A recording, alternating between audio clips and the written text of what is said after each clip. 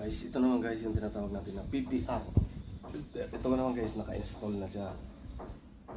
Ito naman yung elbow niya na may thread para sa gripo.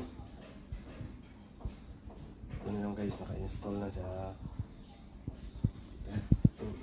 PPR, yung tinatawag natin na PPR, pressurized pipe. Para pwede siyang gamitin sa water heater o hot and cold water. Ayan guys. Ito na siya. Ayan. Ito yung main line niya. Ito yung gate valve. Ito. Ito guys. Ito tinatawag natin na gate valve. Ito. Gripo na yan. Ito. Water line. Water pipe. PPR.